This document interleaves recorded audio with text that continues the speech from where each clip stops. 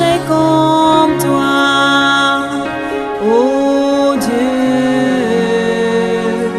Tu nous as créés à ton image. Qui d'autre est comme toi, ô Dieu.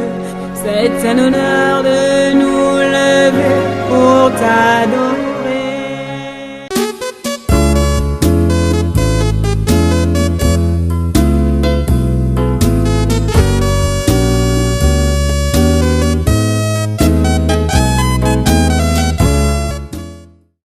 La réalité du Saint-Esprit. Le Saint-Esprit de Dieu est peu connu par les chrétiens parce que plusieurs ne l'ont pas encore revêtu et même pour ceux qui l'ont revêtu, il demeure un mystère. La lecture de ce livre vous permettra de le revêtir, de connaître son langage et de découvrir les mystères cachés de sa personne. Pour tout contact, appelez au plus 237 678 78 16 21 plus 237 242 0020 09 et il deviendra pour vous une réalité. La réalité du Saint-Esprit, un livre écrit par le révérend pasteur Caleb Ngwa à Tangana.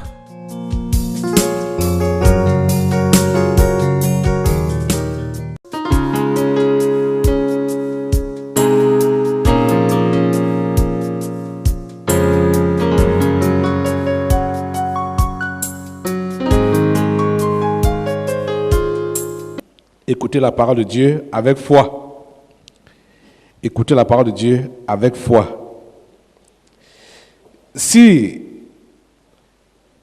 on vous signale même par rapport à ce que vous vivez comme difficulté, comme problème, comme maladie, c'est juste pour le témoignage. Parce que après la parole qui est donnée, l'imposition des mains qui vous est appliquée concerne tous ces aspects-là. Maladie, délivrance, promotion, n'importe quoi dont vous avez besoin, ces mains vous seront imposées pour que vous trouviez votre solution. Donc c'est ça. Donc si il y a des gens qui sont prononcés spécialement, peut-être c'est parce qu'ils veulent aussi un témoignage spécial. Parce que généralement, des gens viennent ici sans, je leur impose les mains sans savoir ce qu'ils ont, ils sont guéris. C'est parfois longtemps après qu'on sait que depuis que tel venait ici, il avait tel ou tel problème et pendant l'imposition des mains, il a retrouvé sa guérison. On ne sait pas quel jour, on ne sait pas quand, mais ça se passe. Il faut seulement avoir le cœur ouvert. Nous sommes dans sa présence. Ici, la présence de Dieu est disponible. Je vous dis la pure vérité, ici, au tabernacle de la liberté, la présence de Dieu est disponible. Ça dépend seulement du cœur de tout un chacun. Si tu as le cœur ouvert, tu vas taper à la puissance de Dieu. Tu vas taper au surnaturel. Si tu viens avec le cœur fermé, incrédule, ça c'est ton problème. Tu viens perdre vraiment le temps ici. La Bible nous dit que la foi vient de ce qu'on entend, et ce qu'on entend vient de la parole de Dieu. C'est la parole de Dieu qui est enseignée ici. Tu l'apprends avec foi, elle va accomplir ce qu'elle a prédit ou déclaré dans ta vie. Amen. Ok, nous allons nous lever pour prendre notre lecture de ce matin, afin de passer à la parole. Ouvrez vraiment vos cœurs.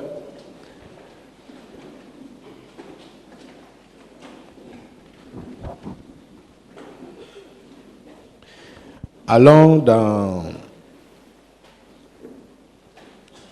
l'Évangile selon Saint Luc, le chapitre 10e. Nous allons lire un seul verset, le verset 16e.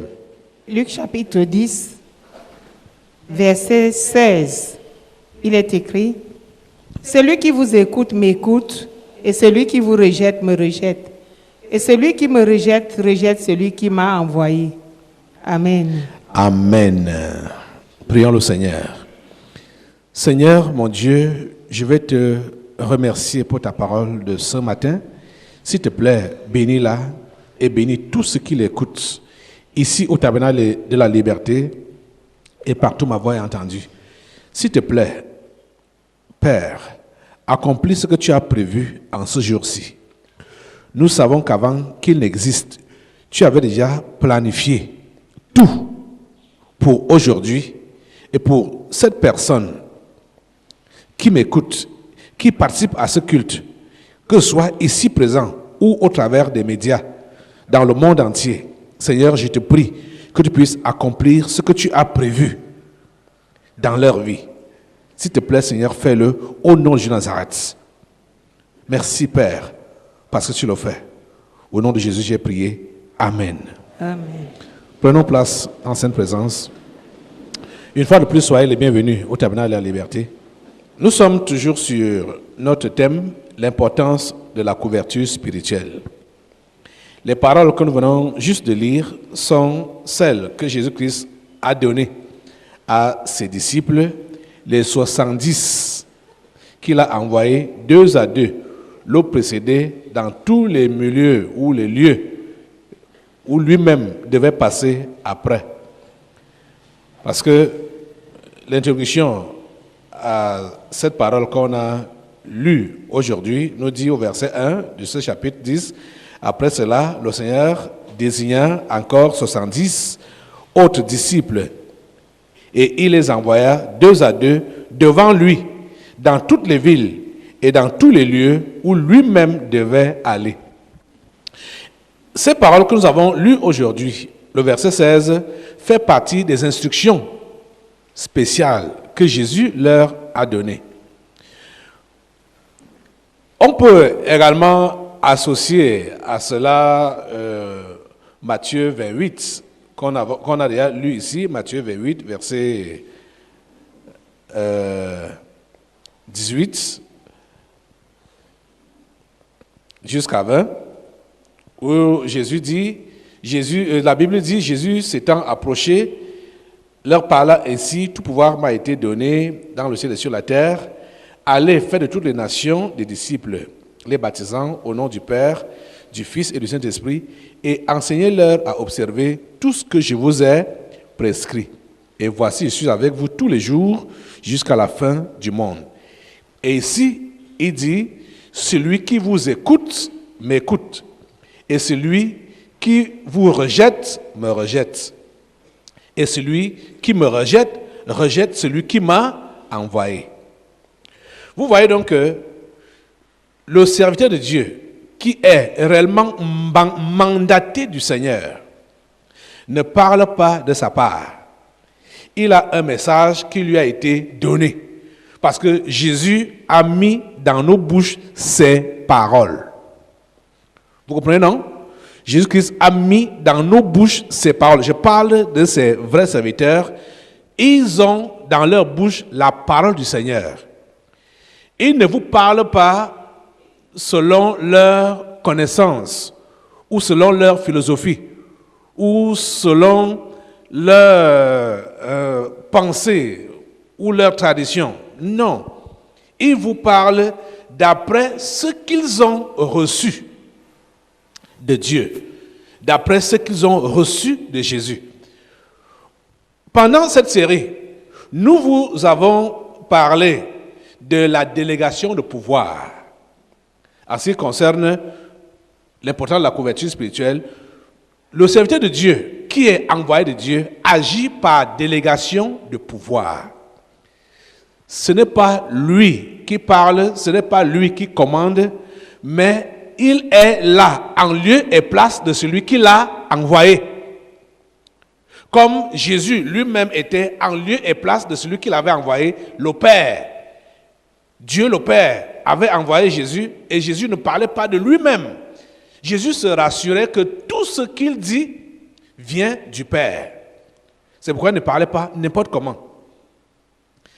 Certains parmi vous, peut-être vous avez remarqué, et je ne sais pas comment cela vous a fait, que vous soumettez un certain problème au pasteur, il fait comme s'il n'a pas entendu. Il ne dit rien. Je vais vous expliquer aujourd'hui. Il ne dit rien parce qu'il n'a encore rien entendu. Vous comprenez ça? Ce n'est pas... Ça dit... Et d'autres personnes, vous allez voir que certains, quand il a dit ces choses, pasteur, voici, ou bien il écrit, il attend que le pasteur va réagir. Quand le pasteur ne réagit pas, lui fait comme il a prévu. Il dit que j'ai déjà dit au pasteur. Il t'a donc dit quoi? Qu'est-ce qu'il a répliqué? Qu'est-ce qu'il a répliqué? Si le pasteur ne répond pas immédiatement, ça veut dire qu'il n'a encore rien reçu.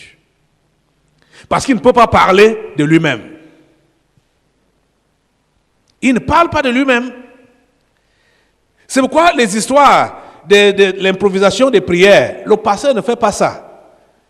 Improviser des prières, quelqu'un va venir là, pasteur, bon, prie pour moi, monte juste la tête comme ça, pasteur, prie pour moi. Ça ne se passe pas comme ça. Tu veux la prière, tu assistes aux prières en assemblée comme on est là. Parce que ce moment est consacré pour ça. Vous comprenez, non? Ce moment est consacré pour ça. Je peux imposer les mains sur n'importe qui, rien ne peut m'arriver. Mais, en aparté comme ça, là, quelqu'un dit, monte la tête, je ne sais pas ce que la personne a fait. je vais lui imposer les mains pour participer à son péché. Je ne peux pas faire ça. Ici, là, c'est un moment consacré. Que Dieu même lui... Parce que quand je me place ici, là, ce n'est plus moi-même. Je ne parle plus en mon nom. Je ne fais plus de moi-même. Je fais d'après ce que je reçois d'en haut. Vous comprenez, non? Donc, c'est le moment indiqué, c'est l'endroit indiqué pour recevoir les prières, les bénédictions, tout ce que vous voulez, ici, là. Quand on est ici.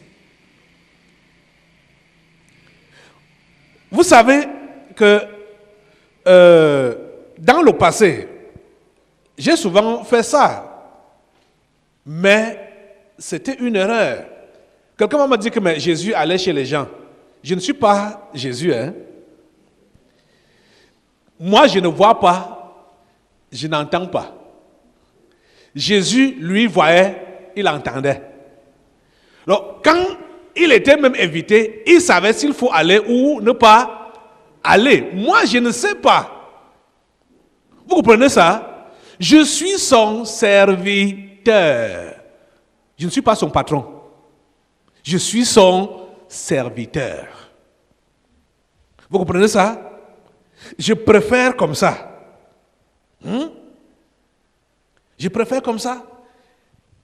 Et vous voyez, si vous lisez même bien la Bible, vous allez comprendre que Jésus fonctionnait réellement en harmonie avec le Père.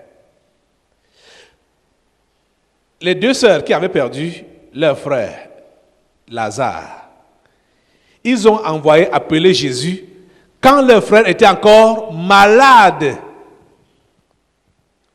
Qu'est-ce que Jésus a fait? Est-il parti? Il n'est pas parti. Il n'est pas parti le guérir. Il a attendu. Quand il est mort, on l'a enterré. Ils n'ont même pas envoyé encore une nouvelle pour dire qu'il est déjà mort. Jésus lui-même, étant là où il était, a su que Lazare était déjà parti. Et c'est là que, quand le moment est venu, c'est là qu'il dit à ses disciples, descendons à Béthanie. Ses disciples lui disent, mais tu vas encore descendre là-bas? Parce qu'à l'endroit là, on l'avait menacé de mort, auparavant. Ses disciples lui demandent, mais tu veux encore descendre là-bas? Tu as oublié ce qui s'est passé tout récemment là? Comment ces gens-là voulaient te tuer? Il a dit, non, allons là-bas, c'est parce que notre ami Lazare dort. Vous voyez? Comment il avait su? C'est parce qu'il est Dieu. Il avait ces capacités-là de savoir, de voir à distance. Il avait la capacité d'entendre à distance, de voir à distance, de contrôler les situations à distance. Mais quand il a dit ça à mes disciples, ils n'ont pas compris. Et ils croyaient que Lazare, comme on venait leur annoncer qu'il était malade, et que maintenant là, il dort. Ils disaient que voilà, peut-être il va se relever. Ils ont dit voilà, peut-être il va se relever. Donc, il est en train de récupérer la santé. Jésus leur dit non, ce n'est pas ça. Je ne parle pas de l'assouplissement du sommeil. Je veux vous dire qu'il est mort. Et je m'en vais pour le ressusciter. Et je suis content parce que cela est arrivé alors que je n'étais pas là pour que la gloire de Dieu soit manifestée. Vous comprenez? Donc, regardez, en tout, c'est comme ça qu'il a. Il n'était pas là juste pour satisfaire aux demandes des gens comme il voulait, quand il voulait. Une autre occasion, il y avait la fête à Jérusalem. Ses propres frères qui l'intriguent pour lui dire, mais tu dis que tu es prophète et tu restes seulement en retrait. Voici une occasion. Il y a une fête à Jérusalem. Les gens seront là nombreux. Descends donc aussi. Et fais-toi voir pour qu'on sache que tu es donc prophète. Hein? Je me rappelle que quand on commençait l'église ici, il y avait une famille ici derrière dont les enfants avaient commencé à prier, à venir prier avec nous. Ils étaient les premiers à venir prier avec nous. Et j'ai demandé à la maman de cette famille que pourquoi toi tu ne viens pas prier avec nous alors que les enfants viennent prier avec nous. Elle m'a fait comprendre que son mari a dit qu'il n'aime pas les histoires des églises de quartier là, des maisons là. Vous comprenez, non? Bon, je ne sais pas quelle est l'impression qu'ils ont maintenant là, en voyant que ce n'est plus au salon, dans une maison qu'on est en train de prier. Vous savez, quand quelqu'un ne veut pas donner sa vie à Jésus, il va utiliser, c'est-à-dire évoquer tous les prétextes. C'est comme ce qu'on dit souvent que quand quelqu'un veut se débarrasser de son chien, il accuse de rage. Les gens ont des raisons, des raisonnements, juste pour ne pas se donner. Ils vont trouver des prétextes. Et vous savez, quelque temps après, quelqu'un d'autre a commencé aussi la prière dans sa maison. Comme c'était loin d'ici, elle est partie là-bas. Elle est partie là-bas. On dit, mais donc ce n'est pas l'histoire de quartier ou de maison, machin. Pourquoi, là-bas, ils ont commencé aussi dans la maison. Pourquoi elle allait là-bas? Jusqu'à enlever ses enfants qui prient avec nous ici pour aller dans une autre maison. Voilà. Actuellement, ou même où je suis en train de parler, je ne sais pas où ils sont. Où ils prient dans leur propre maison, où ils prient, où je ne sais pas. Vous comprenez ça? Et voilà donc, les disciples, les frères de Jésus l'intriguent pour lui dire, descends, fais-toi voir en public. Ne sois pas le prophète du quartier. Hein? Ne sois pas le prophète des maisons là, hein, au quartier où personne ne te connaît. Va te faire connaître à Jérusalem. C'est une fête où beaucoup de gens seront là. Il leur a fait comprendre que mon temps n'est pas encore arrivé. Votre temps est toujours là. Mais mon temps n'est pas encore arrivé. Vous allez. Mais vous savez, quelque temps, quand il est resté, quelque temps après, puisqu'il n'avait encore rien entendu de son père. Mais quelque temps après, on voit qu'il est descendu à Jérusalem. Vous comprenez? Celui qui est envoyé de Dieu doit se rassurer qu'il fait comme il a entendu d'en haut. Vous autres, qui allez le juger précipitamment pour dire qu'il ne vous prend pas au sérieux, il ne veut pas s'occuper de vous, c'est mal jugé. C'est mal jugé. Ou vous soumettez un problème, vous n'attendez pas la réponse, vous partez déjà en besoin, vous montrez clairement que vous n'êtes pas sous la couverture. Parce que quand tu as soumis un problème, tu dois attendre la réponse. Tu dois attendre la réponse avant d'agir. Tu dois attendre la réponse. Et le plus souvent, oh mon Dieu, tu es vraiment merveilleux. Et j'ai souvent remarqué que Dieu lui-même permet que la réponse vienne toute seule comme ça là. Si un problème m'est soumis, je n'ai pas de sa directive, je vais dire quoi? Je ne vais pas donner ma pensée. Je ne vais pas donner mon opinion. J'attends de lui pour que lui-même réponde, pour que lui-même agisse. Si tu es sage, je ne vais même pas parler de sage seulement, si tu es soumis, tu es sous la couverture, tu dois comprendre que chaque problème que tu peux soumettre au pasteur, si tu n'as pas encore reçu de réponse de sa part, attends. Parce qu'il faut également comprendre, allons encore dans le proverbe là, on avait déjà lu ce proverbe, proverbe 12, verset 1. Celui qui aime la correction aime la science, et celui qui hait la réprimande est stupide. Quand nous sommes sous l'autorité, on ne va pas murmurer si on nous blâme, si on nous corrige, si on nous rectifie. On ne va pas murmurer. Et on va montrer que l'on est sage. Mais quand on murmure, on se révolte, on dit des choses qui n'ont pas de sens, ça montre qu'on est stupide. Le serviteur de Dieu ne parle pas de lui-même. C'est la raison pour laquelle, si vous voulez vous rassurer qu'un homme, une femme vous parle de la part de Dieu, les versets qu'il a eu à lire, les commentaires qu'il a eu à lire, vous-même allez relire cela, méditer sur ça. Vous comprenez, non? Puisque celui qui est envoyé de Dieu n'a pas peur que vous puissiez le coincer, puisqu'il sait qu'il a parlé de la part de Dieu. Donc ce n'est pas de sa part. Donc si vous voulez vous rassurer que c'est de la part de Dieu, allez dans la Bible.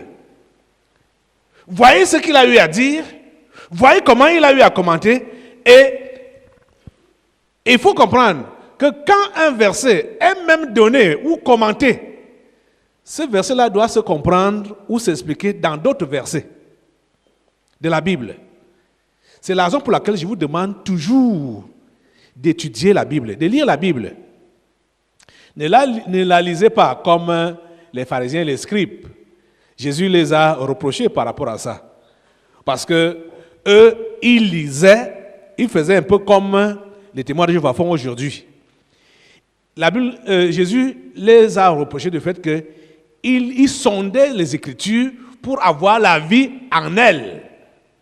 C'est-à-dire, le fait de lire la Bible, étudier, méditer, c'est ça qui devait leur conférer la vie de Dieu.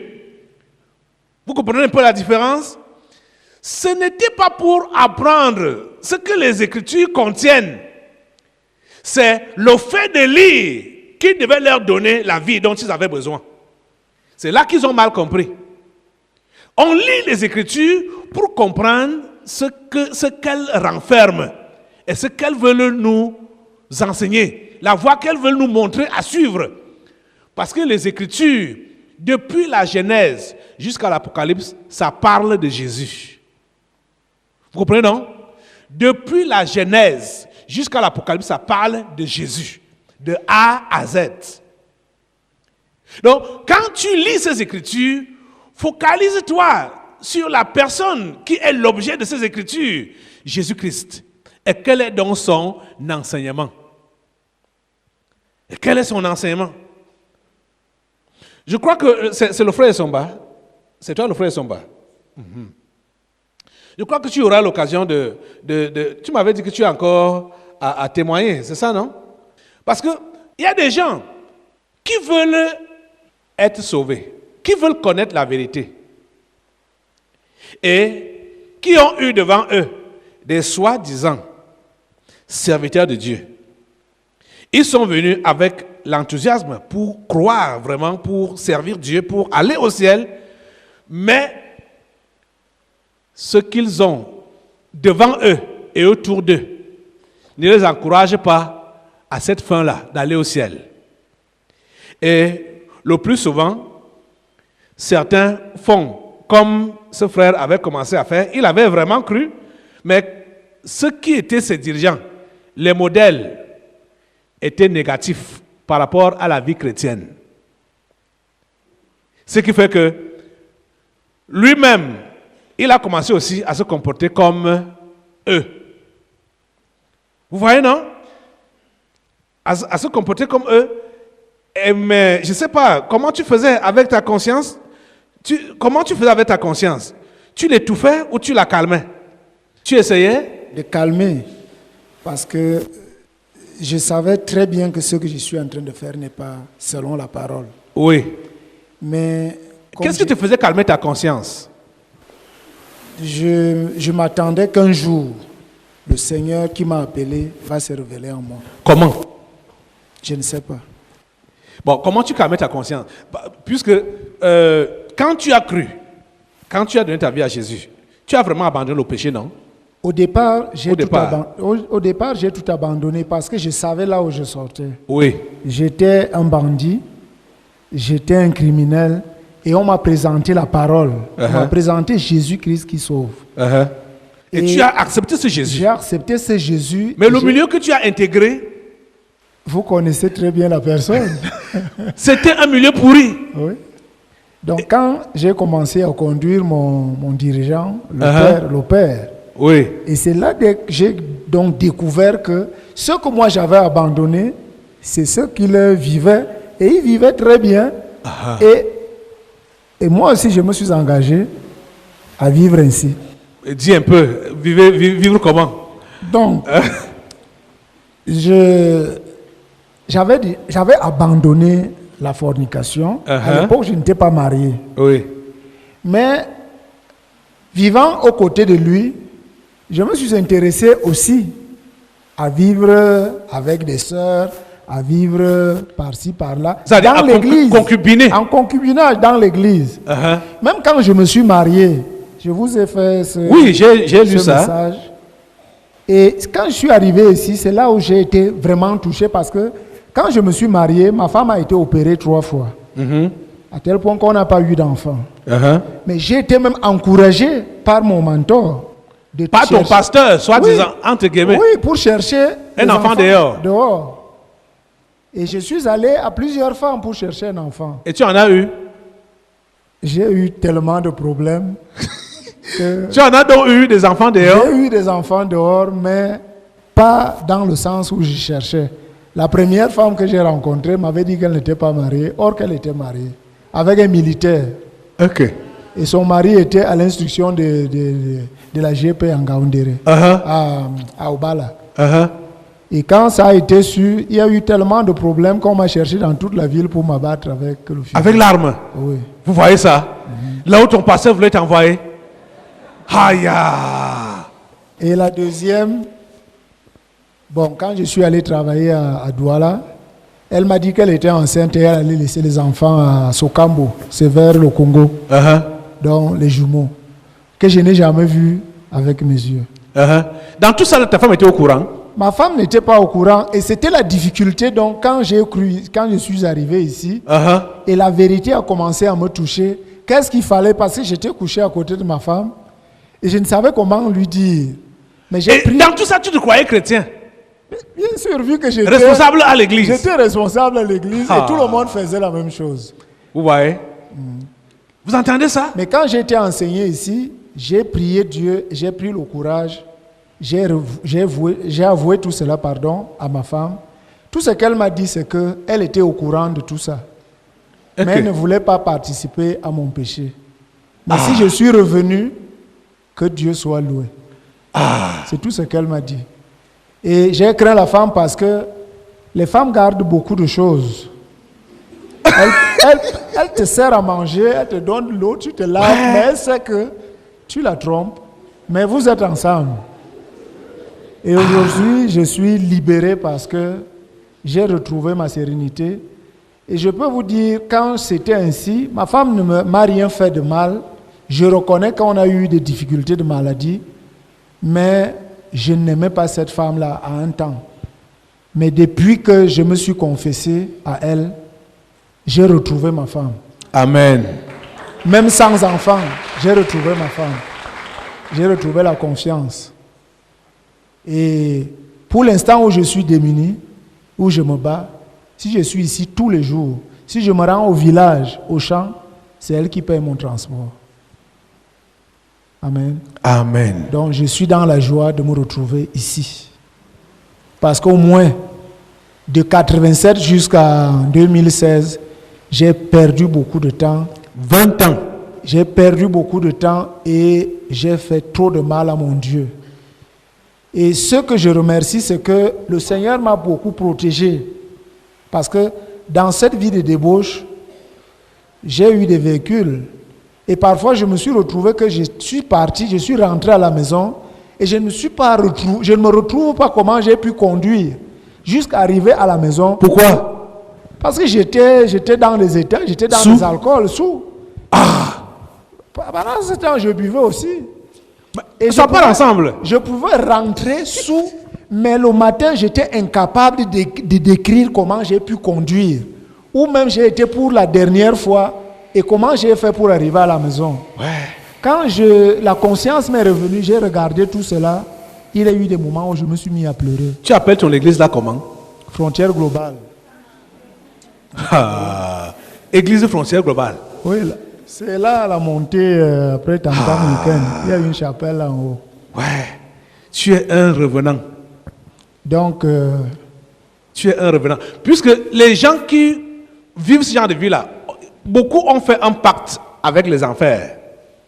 Juste pour entraîner les innocents comme toi, comme ça là-dedans. C'est pour ça, la dernière fois ici, pendant le toucher, je vous ai dit que l'apôtre m'a appelé à Douala. Il m'appelle et me dit que mais depuis un temps, on ne te voit pas, il faut m'appeler. Quand il m'a appelé dans la soirée, le matin, on était ici à l'église. Je vous ai dit que papa, il m'appelle encore. Je m'ai posé la question, tu vas aller au ciel? Je te dis oui. Tu m'as dit, oublie cet homme-là. Et depuis là, il ne m'appelle plus. On s'efforce à sauver les âmes. C'est comme ça qu'eux aussi font tout pour perdre les âmes, pour les faire descendre. Et l'importance de la couverture spirituelle. On va évoluer. Jésus dit, celui qui vous écoute m'écoute, et celui qui vous rejette me rejette. Et celui qui me rejette, rejette celui qui m'a envoyé. Je vous ai enseigné ici, l'autre jour, que le vrai apprentissage se passe par l'observation. Regardez, ce cas du frère Essomba, c'est un cas concret. Il a cru au Seigneur parce qu'il a entendu le message de l'évangile qui présentait le vrai Jésus d'en haut. Il a cru en ce Jésus. Mais il est entré dans une église. Je ne sais pas s'il faut dire église. C'est pas église. Il est entré dans un club de fornicateurs, adultères, bandits, tout ça là. Des faussaires. Il est entré dans ce club-là et regardez, en les observant seulement, il a commencé à se comporter comme eux. Il a oublié le discours droit qu'il avait entendu au sujet de Jésus. Vous comprenez? Voilà l'impact de l'observation. Ça détruit sa vie. Jésus dit, celui qui vous écoute m'écoute, et celui qui vous rejette me rejette. Et celui qui me rejette, rejette celui qui m'a envoyé. Vous remarquez donc que ce sont les vrais serviteurs de Dieu qu'on n'écoute pas. Les vrais envoyés de Dieu, c'est eux qu'on n'écoute pas. Et c'est eux qu'on rejette. Et Jésus l'a dit clairement, le royaume de Dieu ou des cieux ne vient pas de manière à frapper les regards. Vous comprenez, non? Le royaume de Dieu, ce qui est de Dieu là, ça ne vient pas de manière à frapper les regards. Ça vient à la sourdine. Ça sort là, on n'attend même pas que ça peut sortir. Et on voit tout. Depuis même la naissance de Jésus, il sort de quelle famille? Celui qui doit sauver le monde entier. Il naît là où on ne peut même pas prendre convenablement soin de lui. Dans une famille extrêmement pauvre. Extrêmement pauvre. Il n'est pas né dans un palais. Il est né dans la bergerie. Parce que là où il y a la bergerie, là, les moutons, les chèvres et tout ça là, leurs urines, vous pouvez supporter ça? Leur odeur même. Mais c'est là-dedans que Jésus-Christ est né.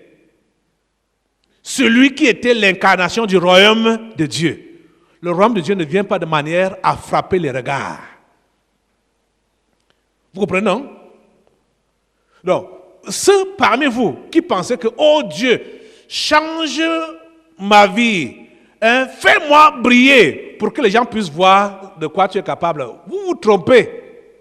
Ce n'est pas ça qui va changer les gens autour de vous. Quand ils verront même que vous avez changé, ils vont dire que vous avez plongé la main quelque part. Ils vont dire que vous êtes devenu sorcier. C'est comme ça qu'ici au quartier, on dit que le pasteur Kalem Ouattangana a le serpent bois. Le serpent du Bénin. Parce que les gens ont vu dans quel état on a commencé l'église ici. Et quand ils voient dans quel état on est aujourd'hui, ils disent que non, ça ne peut pas être vrai. Non, il a mis la main quelque part. Vous comprenez ça? Le royaume de Dieu ne vient pas de manière à frapper les regards. Non. C'est ça que Jésus a enseigné. Et je vous dis, ce sont les vrais serviteurs de Dieu qu'on n'écoute pas et c'est eux qu'on rejette. Mais Jésus enseigne ici que quand tu as rejeté son envoyé, c'est lui-même que tu as rejeté. Quand tu n'as pas écouté son envoyé, c'est lui que tu as refusé d'écouter. Je sais qu'il y a certaines personnes ici, là, qui commencent à venir ici, là, qui, auparavant, n'avaient jamais songé même mettre pied ici, là, à cause de tout ce qu'ils avaient entendu, ou de tout ce qu'ils... Et tout ça, là, c'est le travail du malin. C'est le travail du malin qu'il faut exposer aujourd'hui. Parce que il y a quelque chose qu'il faut savoir. Ceux qui ne sont pas envoyés de Dieu sont ceux qu'on respecte le plus et ceux qu'on écoute le plus. Et ils font tout pour avoir ces positions-là, c'est-à-dire ces honneurs-là, ils font tout. Et Jésus a enseigné à ses disciples et à nous qu'il faut qu'on se méfie de leur levain. Le levain des pharisiens et des sadducéens. Il a dit, gardez-vous avec soin du levain des pharisiens et des sadducéens. Allons un peu dans Matthieu, au chapitre 16 là. Matthieu chapitre 16, versets 6 à 12. Il est écrit, Jésus leur dit, gardez-vous avec soin du levain des pharisiens et des sadducéens. Les disciples raisonnaient en eux-mêmes et disaient, c'est parce que nous n'avons pas pris des pains. Jésus, l'ayant connu, dit, pourquoi raisonnez-vous en vous-même, gens de peu de foi, sur ce que vous n'avez pas pris des pains? Êtes-vous encore sans intelligence et ne vous rappelez-vous pas les 5 pains de 5000 hommes et combien de paniers vous avez emportés? Ni des 7 pains de 4000 hommes et combien de corbeilles vous avez emportés? Comment ne comprenez-vous pas que ce n'est pas au sujet des pains que je vous ai parlé? Gardez-vous du levain des pharisiens et des sadducéens.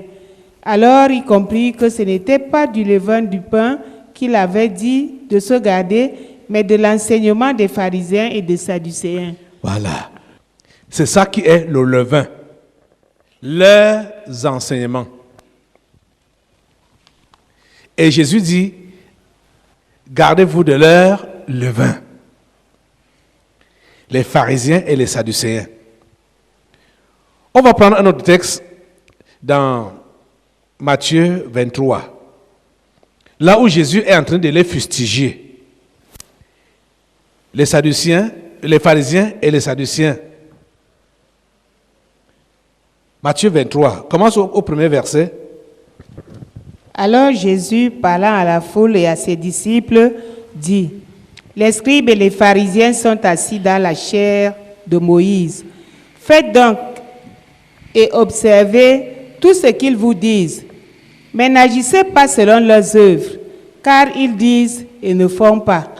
Ils lient des fardeaux pesants et les mettent sur les épaules des hommes, mais ils ne veulent pas les remuer du doigt. Ils font toutes leurs actions pour être vus des hommes. Ainsi, ils portent de larges phylactères et ils ont de longues franges à leurs vêtements. Ils aiment la première place dans les festins et les premiers sièges dans les synagogues. Ils aiment à être salués dans les places publiques et à être appelés par les hommes Rabbi, Rabbi. Voilà leur façon de faire. Mais il y a quelque chose que je veux que tu notes. Ma prière est que l'Esprit Saint t'aide. Proverbe 12, verset 1. Celui qui aime la correction aime la science. Celui qui aime la réprimande est stupide. Sois l'une de ces personnes qui est prête à toujours bien faire. Sois l'une de ces personnes qui est prête à faire ce qui est bien. Toujours prêt à faire ce qui est bien. Sois l'une de ces personnes qui veut et qui est prête à s'améliorer tout le temps. Je veux peut-être encore résumer ça en te disant juste que sois enseignable. Tu comprends ce que cela veut dire? Ça dit, sois prêt à recevoir des enseignements et des instructions pour les appliquer. La réalité du Saint-Esprit. Le Saint-Esprit de Dieu est peu connu par les chrétiens parce que plusieurs ne l'ont pas encore revêtu et même pour ceux qui l'ont revêtu, il demeure un mystère. La lecture de ce livre vous permettra de le revêtir, de connaître son langage et de découvrir les mystères cachés de sa personne. Pour tout contact, appelez au plus 237 678 78 16 21 plus 237 242 0020 09 et il deviendra pour vous une réalité. La réalité du Saint-Esprit, un livre écrit par le révérend pasteur Caleb Ngwa à Tangana.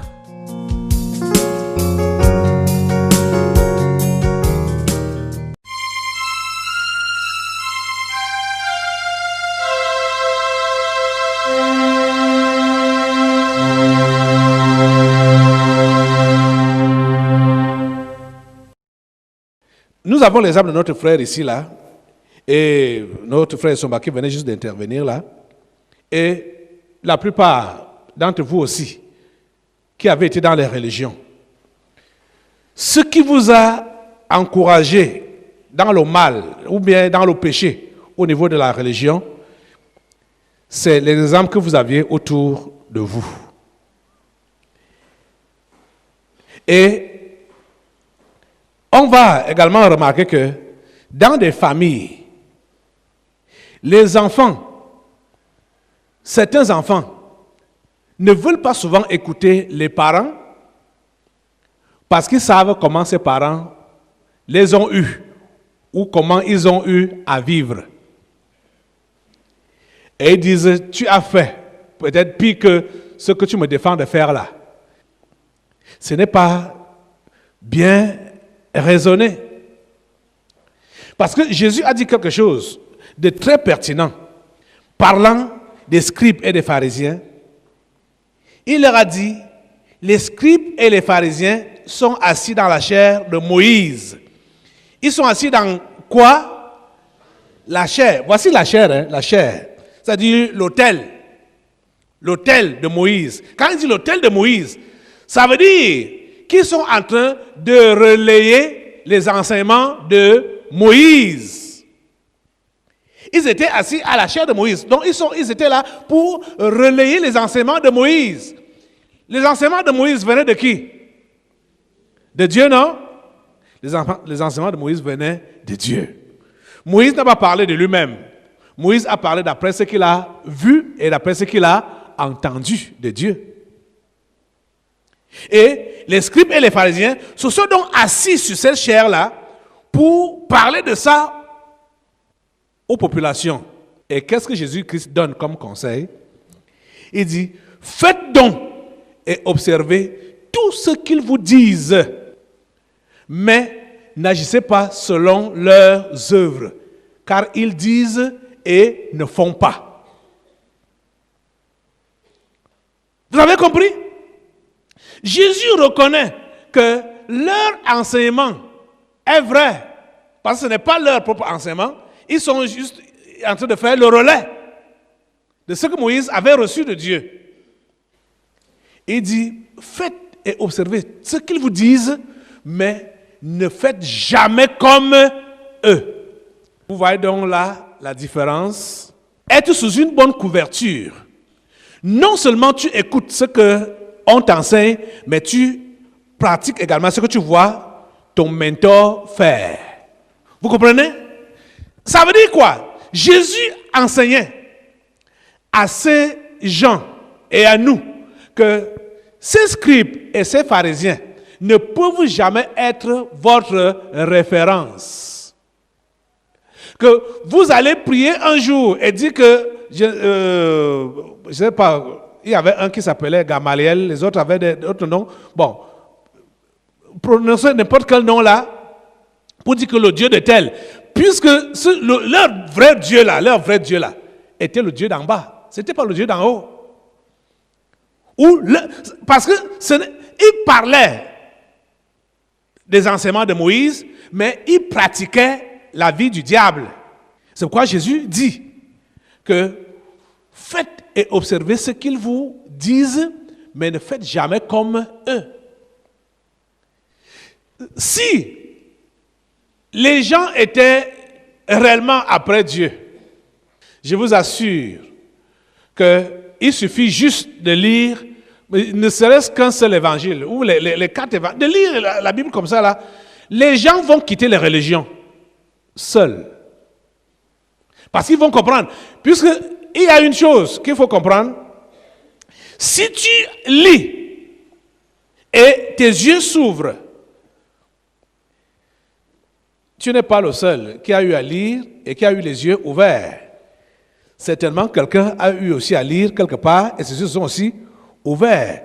Tu vas trouver quelqu'un qui a fait la même expérience que tu as faite. Ce qui est sûr. Mais vous voyez ce qui cloue les gens dans la religion aujourd'hui, c'est parce qu'ils disent que bon, ça c'est leur vie là-bas. Ça ne peut pas être leur vie là-bas. Tant que tu es avec eux, ils vont t'affecter. Et vous-même, vous êtes d'accord avec moi que dans aucune église, ce qu'on appelle l'église, aucun pasteur ou prêtre ne s'est jamais placé dans la chair pour haranguer à ces foules ou à ces gens que les amis, allez forniquer, allez voler. Vous avez déjà entendu ça? Ils ne vont pas dire ça, ils ne vont pas prêcher ça. Ce n'est pas ça qu'on prêche dans les églises. Ils prétendent prêcher la morale, ils prétendent prêcher ce qui est bien, la paix, la vie, l'amour et tout ça là. Mais vous voyez ce qu'ils sont en train de faire eux-mêmes, vous êtes dépassés. C'est ça que Jésus dit donc que vous faites et vous observez ce qu'ils vous disent, mais ne faites jamais comme eux. Ça veut dire quoi? Ne les considérez jamais comme des modèles. Et c'est pour cette raison que Jésus avait dit qu'on ne doit pas les appeler pères. Mais les gens ont mal compris ce développement-là pour dire que, oh, maintenant là, il n'y a pas de père, il n'y a pas... Donc Jésus a dit que nous sommes tous frères. J'ai demandé que tu arrêtes à un certain niveau là, parce que je voulais d'abord faire les commentaires avant que tu ne continues la lecture. Jésus a refusé qu'on les appelle père pour qu'ils ne soient pas sur toi une couverture spirituelle. Vous comprenez, non? Continue la lecture, tu vas entendre ça.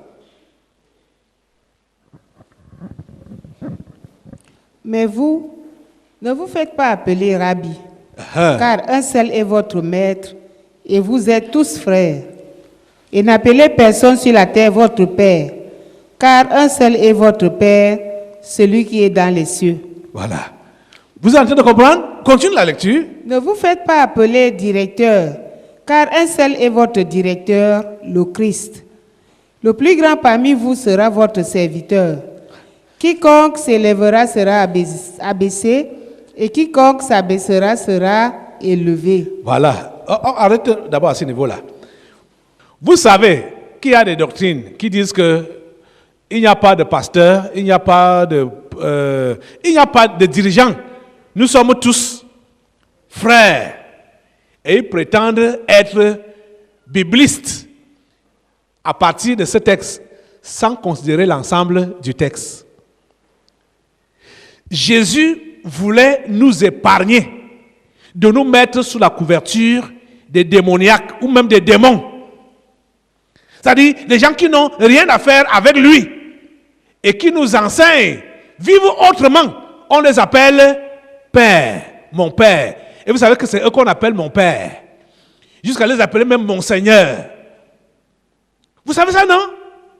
Mais vous voyez donc que quelqu'un va dire que moi je vais là-bas seulement juste pour... je n'ai rien à faire avec leur vie, hein. Je n'ai rien à faire avec leur vie privée. J'écoute seulement la parole. Dieu est partout, c'est Dieu que moi je cherche.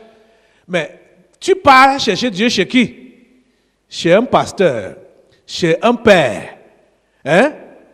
Puisque tu le reconnais comme ton père.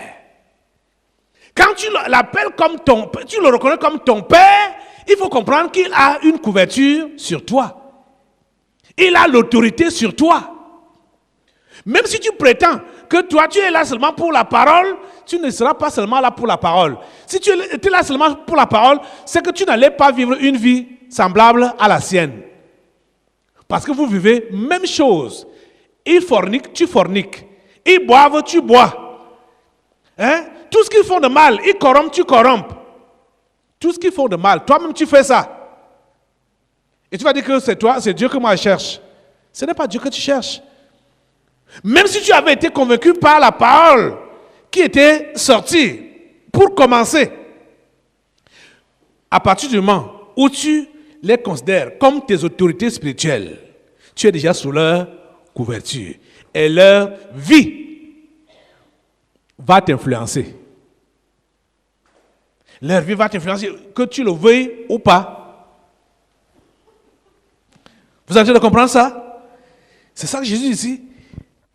Après ça, il dit, mais vous, ils aiment à être salués. Je suis au verset 7 de Matthieu 23. Ils aiment à être salués dans les places publiques et à être appelés par les hommes Rabbi. Rabbi, Rabbi c'est maître, hein? Maître. Rabbi, Rabbi. Mais vous, ne vous faites pas appeler Rabbi, car un seul est votre maître. Vous êtes tous frères. Et n'appelez personne sur la terre votre Père, car un seul est votre Père, celui qui est dans les cieux. Vous voyez donc que l'ennemi a pris cette parole, a mis ça dans la tête de certains rebelles, des gens qui ne sont pas sous la couverture, pour dire, mais comment est-ce que vous allez appeler quelqu'un votre Père? La Bible a dit de ne jamais appeler personne Père. Mais la Bible a commencé comment? L'enseignement a commencé comment? C'est ça qu'il faut voir. Jésus dit que les scribes et les pharisiens sont assis dans la chair de Moïse. Et Jésus dit, faites donc et observez tout ce qu'ils vous disent, mais n'agissez pas selon leurs œuvres, car ils disent et ne font pas. Hein? C'est la raison pour laquelle ils disent et ne font pas. C'est la raison pour laquelle vous ne pouvez jamais les appeler votre Père, votre Maître, votre directeur.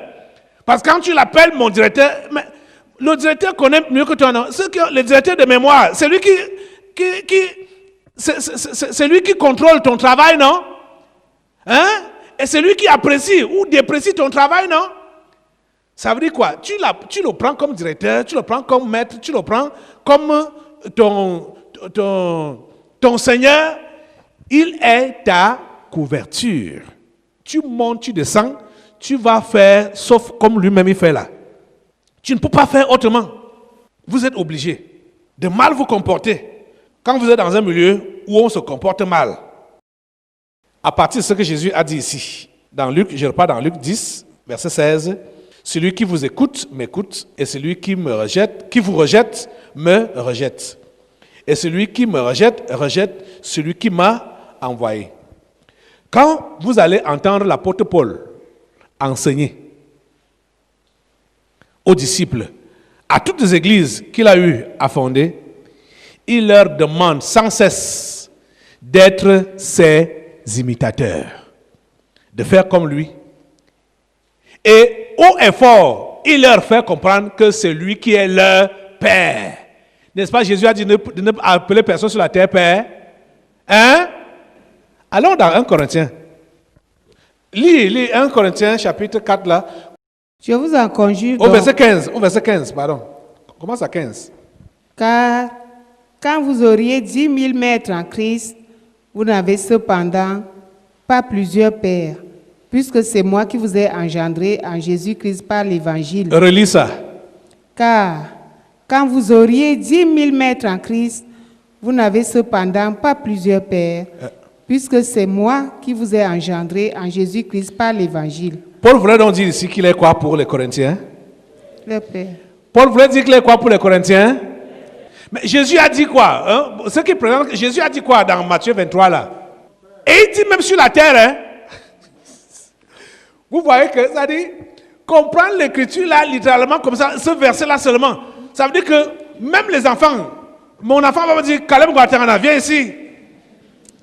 Hein? Donc je ne suis pas son père. Vos enfants ne doivent... parce qu'il a dit sur la terre, hein? Il a dit sur la terre, n'appelez personne sur la terre Père. Hey. Mais c'est donc enseigner quoi? Comment hein? Le désordre, non? Mais quand on ne peut pas connaître l'autorité, on ne peut pas reconnaître la place du Père. Qu'on est tous frères. L'enfant que tu as engendré va t'appeler mon frère. Mais ça devient quoi? Vous voyez l'incompréhension? Voilà Paul dit, relis le verset 15. Car quand vous auriez 10 000 maîtres en Christ, vous n'avez cependant pas plusieurs pères, puisque c'est moi qui vous ai engendré en Jésus-Christ par l'Évangile. Ça veut dire que Paul est qui pour les Corinthiens? Le Père. Paul est qui pour les Corinthiens? Le Père. Leur Père. Et écoutez comment il les invite. Va au verset 16. Je vous en conjure donc, soyez mes imitateurs. Alors, vous voyez, il avait l'audace, la capacité de pouvoir le dire parce que lui-même, il faisait d'après ce qui lui a été recommandé. Soyez mes imitateurs. Vous n'allez pas entendre un prêtre vous dire de l'imiter. Ou un faux prophète là. Vous n'allez jamais entendre le dire. Ça dit, il ne peut pas le dire. Parce que je sais, ils t'ont pas dit expressément que faire comme nous, non? Ils ne m'ont pas invité à faire comme eux, mais la façon qu'ils vivaient incitait tout le monde à faire pareil. Et tout à l'heure, vous avez dit qu'ils ne disent pas aller pécher, mais je vais vous dire qu'il y a quelqu'un parmi les pasteurs qui l'a fait, le Père, notre grand... Il a encore ton père? Non, pardon, excusez-moi, papa. Excusez-moi. Il a demandé aux filles qui cherchaient le mariage que si vous ne trouvez pas les frères à l'église, allez prendre les païens dehors, amenez-les-moi et convertissez-les. Il est pasteur ici à Dakar en bas. Passe quoi? C'est là, il a une église. Il a dit, allez chercher des païens dehors, convertissez-les, et moi je vais vous donner le mariage. Si vous ne voyez pas les frères de l'église. Donc voilà des manières par lesquelles ils utilisent pour... Mais ils sont mondains. Est-ce qu'ils sont de Dieu? Ils ne sont pas de Dieu. Hein? Ils ne sont pas de Dieu. Donc voilà, ils ne t'ont pas invité officiellement que frère Essomba, fais comme moi. Hein? Non. Ou inviter les gens à l'église. Que faites comme vous voyez faire le pasteur ou l'apôtre. Mais quand ils prêchent à l'église, ils prêchent l'amour, non? Bien Ils sûr. prêchent les miracles, non? Ils prêchent tout. Hein? Mais la façon de vivre vous amène, vu qu'ils vous entraînent, comme je vous ai dit au départ, je Naturellement. l'accompagnais. Oui. Et quand je l'accompagnais, quelque part, bon, je ne pouvais pas aussi rester seul, vu qu'on était ensemble. Tu l'accompagnes faire quoi? Je l'accompagnais souvent chez ses amis. Quel ami? C'est C'est les sœurs de concubines. l'église. Oui, au départ, ici, je vous avais dit qu'on avait cotisé à Douala de l'argent pour ouvrir un restaurant chrétien. Uh-huh. Il disait que c'était un restaurant chrétien. Mais à la fin, c'était une sœur qui gérait ce restaurant. Et cette sœur était sa concubine. Uh-huh. Donc, après ce problème même, il a divorcé avec sa femme. Celui que vous connaissez, l'apôtre Joe. Il a divorcé avec sa femme, il a épousé cette sœur-là. Ah, Oui. comme ça, Oui. officiellement. Oui, ils sont ensemble. Ok. Et sa femme, il a donné une maison à sa femme. Et elle est là-bas. Donc, Et il dit qu'il est pasteur. l'apôtre. Et il est ma apôtre, hein? Il est apôtre. Aïe. Donc voilà donc là où nous autres on a vécu. Mais regardez donc ce que Paul dit ici. Je vous en conjure, soyez mes imitateurs. Hein? Continuez un peu le verset 17. Pour cela, je vous ai envoyé Timothée, qui est mon enfant bien-aimé et fidèle dans le Seigneur. Il vous rappelle Timothée est qui pour lui? son enfant, Ça veut dire qu'il est qui pour Timothée? son père. Est-ce que c'est lui qui l'avait engendré physiquement? Non, Hein? non. Ah. Continue. Il vous rappellera quelles sont mes voies en Christ, quelle est la manière dont j'enseigne partout dans toutes les églises. Vous voyez? Timothée devait leur enseigner quoi? Quelles sont ses voies? C'est-à-dire, comment il marche, ce qu'il fait. Donc, Timothée devait relayer ce que son père fait. Elle a dit que voici le modèle que nous avons. Puisque nous n'avons pas Christ physiquement avec nous, il a des gens à qui il a délégué le pouvoir. C'est ceux-là que vous devez regarder. Et c'est eux que vous devez imiter. Hein? Celui qui est votre père spirituel, non seulement vous êtes appelé à écouter et à pratiquer ce qu'il vous enseigne, mais vous devez aussi observer sa vie et imiter sa manière de vivre. Vous comprenez ça? C'est ça que Paul est en train de dire. C'est ça qu'il est en train de dire. On continue. Il y a d'autres passages. Allons dans, par exemple, allons dans Philippiens 3, verset 17. Avant là-bas, allons d'abord dans 1 Corinthiens 11, verset 1. Soyez mes imitateurs, comme je le suis moi-même de Christ. Voilà. Vous entendez ce que Paul dit? Il dit quoi? Soyez mes imitateurs comme je le suis moi-même de Christ. Ça veut dire quoi? Christ physique n'est plus là, mais il a laissé un représentant. C'est lui que vous devez regarder et faire comme lui pour être sous sa couverture. Soyez mes imitateurs comme je le suis moi-même de Christ. Mais quand tu sais que quelqu'un prêche, le feu sort, mais sa vie est sale, celui-là, ne l'appelle pas ton père. Tu l'appelles ton père, c'est sa vie-là que tu vas aussi commencer à pratiquer. Une vie sale. Tu as compris, non? C'est ça que nous recevons comme enseignement, comme leçon. C'est clair. Et vous savez qu'à ce niveau-là, je vous l'ai déjà dit, on ne fait même pas d'effort pour être sur une mauvaise couverture. On ne fait pas d'effort. Hein? Le frère Somba fait quel effort? Lui, il a cru en Jésus, en vrai, mais en partant intégrer un milieu sale, naturellement, il est devenu sale comme eux. Naturellement. Sans effort. Mais regardez, quand vous dites que vous êtes sous une couverture et vous commencez à faire ce que la couverture là ne fait pas, est-ce que vous-même vous comprenez ce que vous êtes en train de faire? Hein? Ça ne va pas. Ça ne va pas. L'important de la couverture spirituelle. Puisque quand j'enseigne comme j'enseigne là, la plupart d'entre vous là, déjà même beaucoup combattent, disent, le pasteur là est trop dur. Toute personne qui estime que les enseignements du pasteur sont durs, vous comprenez que cette personne n'est pas sous la couverture. Je vous ai toujours dit que vous n'êtes pas en prison ici.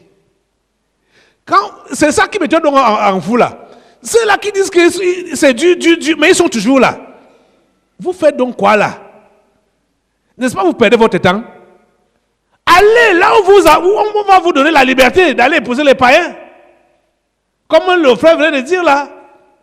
Ou là on va vous donner la liberté d'aller boire, d'aller forniquer, d'aller faire tout ce que vous voulez. Allez là-bas. Pourquoi vous restez donc ici? Hein? Ça veut dire que vous nous dérangez, non? Hein? Vous voulez me déranger, non? Hein? Si vous voulez rester ici, conformez-vous à ce que je vous enseigne. Vous comprenez ça? Et les amis, l'évangile de notre Seigneur Jésus-Christ n'a jamais été la flatterie. Lisez les 4 évangiles. Jésus n'a jamais flatté quelqu'un. Jésus a enseigné tel qu'il avait reçu du Père. Le premier message que quelqu'un doit entendre de la part de Dieu, c'est le changement de comportement. La repentance. Et c'est ça que Jésus a commencé à enseigner. Et c'est ça qu'il avait donné comme enseignement à ses disciples. Allez, dites-leur que le royaume de Dieu s'est approché. Repentez-vous. Changez de comportement. C'est le premier message. Et c'est le message même qui nous maintient dans le christianisme, la repentance.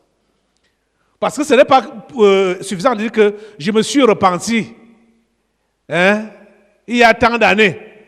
Donc je suis sauvé. Ça fait... mon salut est déjà scellé comme ça là. Jamais.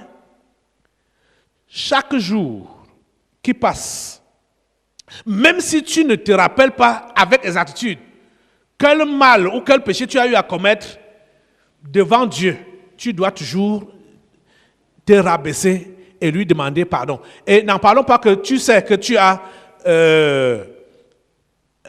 commis un péché là. Ne garde pas ça jusqu'à, je ne sais pas jusqu'à combien de temps. Nous avons une situation là. La famille que le frère Essama hébergeait. Vous avez déjà arrangé ça? Ils sont déjà venus s'excuser auprès de vous? Oui. C'était quand? Je ne me souviens pas, ça fait un peu plus d'une semaine. Peut-être après que je l'ai sermonné pendant Tout à fait. l'imposition des mains. Tout à fait. Je n'arrive pas. Vous êtes chrétien, vous ne devez rien garder. Ça dit, il ne doit pas avoir quelque chose de flou entre toi et ton frère. La trompette peut sonner n'importe quand. Vous comprenez ça? Ne laissez pas. Quand on dit que si tu te mets en colère, que le soleil ne se couche pas sur ta colère, quelqu'un va donc se mettre en colère à 19h. Comme le soleil s'est couché, j'attends que le soleil du lendemain se couche encore avant d'enlever cette colère dans mon cœur. Ah mon frère, si tu es sûr que cette nuit-là tu vas te réveiller le matin, hein? Tu es sûr de te réveiller le matin, le lendemain? Ne laissez pas un péché faire des secondes en vous, dans votre conscience. J'ai dit, dis à ton voisin, ne laisse pas le péché faire 1 seconde dans ta conscience.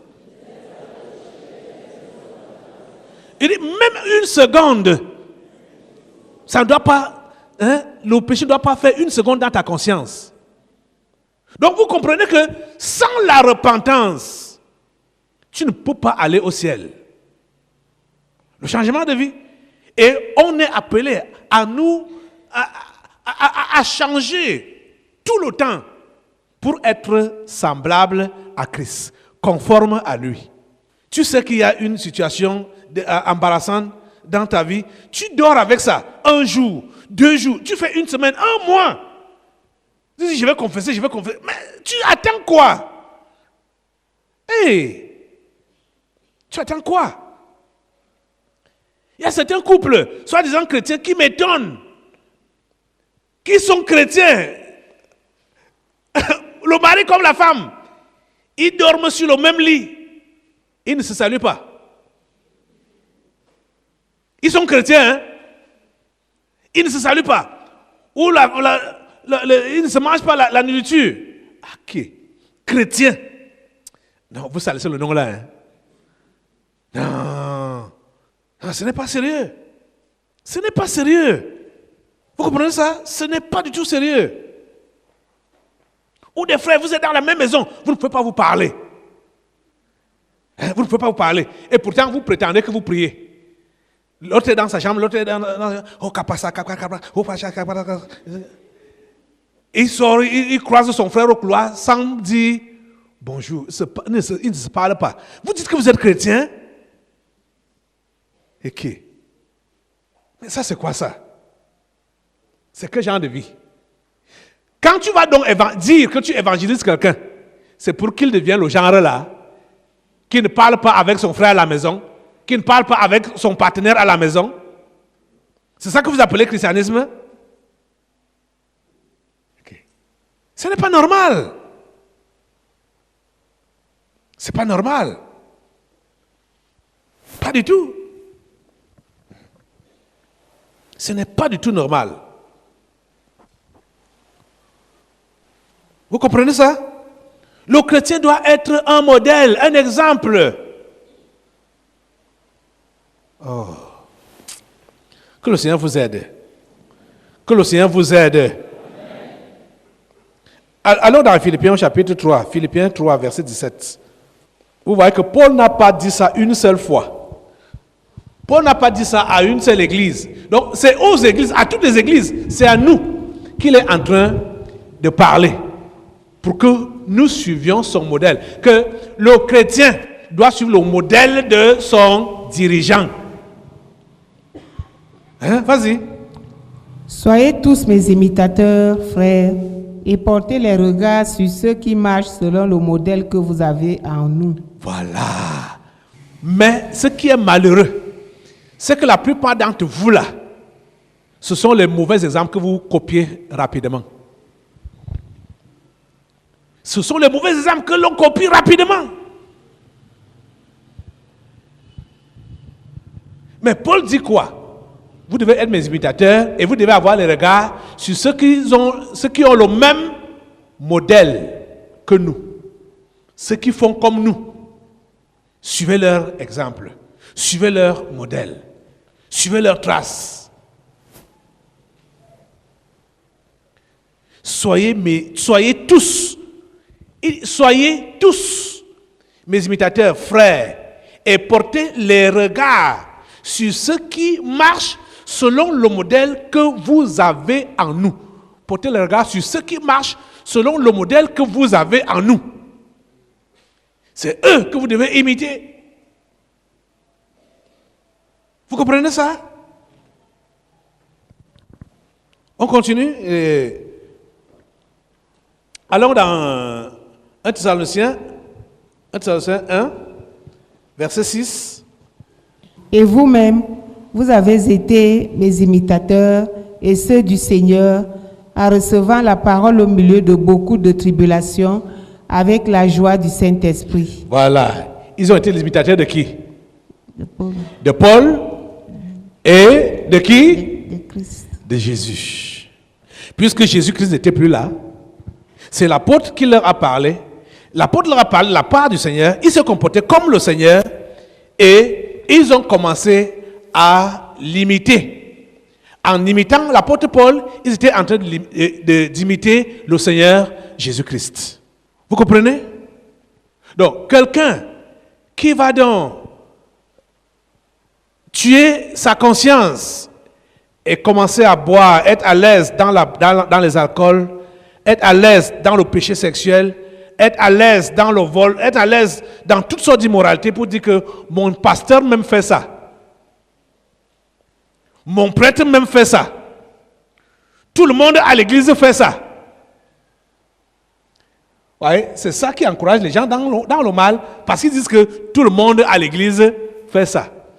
Mon pasteur fait ça. Mon prêtre fait ça. Nul n'est saint. Vous êtes en train de comprendre ça? Et c'est ça qu'on voit généralement que ça marche. C'est-à-dire les mauvais exemples. Et quand on vous interpelle pour le bon exemple, on dit non, tu es trop dur. Le pasteur est trop dur. Hein? Qui peut être saint sur cette terre? Nous sommes tous des pauvres pécheurs. Il est trop dur. Il est trop dur. Est-ce que lui-même il pratique ce qu'il dit là? Et c'est comme ça qu'ils vont raisonner. Ils s'empoisonnent. Et ce qui est mauvais, très mauvais encore ils s'empoisonnent et ils ne s'empoisonnent pas seuls, ils empoisonnent les autres autour d'eux. Soyez connectés au concret du surnaturel avec le révérend Caleb Ngouatangana. Sur Afrique Plus, tous les dimanches à partir de 8h00. Le concret du surnaturel. Ramenez vos cœurs à votre Créateur, la guérison de votre corps et la délivrance des esprits familiers avec le révérend Caleb Ngouatangana.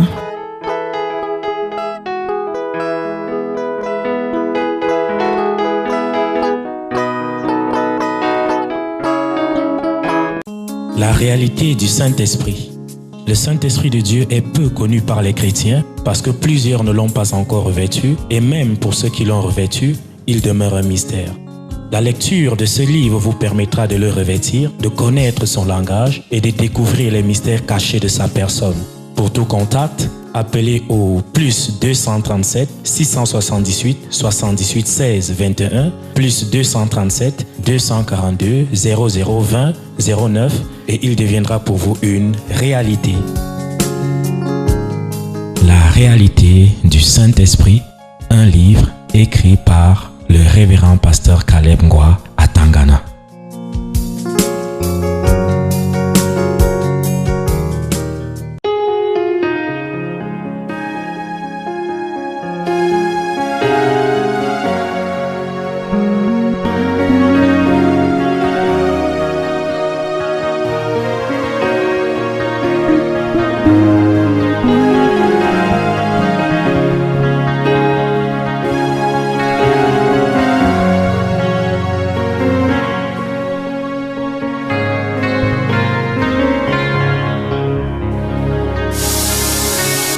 Qui d'autre est comme toi, ô Dieu? Tu nous as créés à ton image. Qui d'autre est comme toi, ô Dieu? C'est un honneur de nous lever pour t'adorer.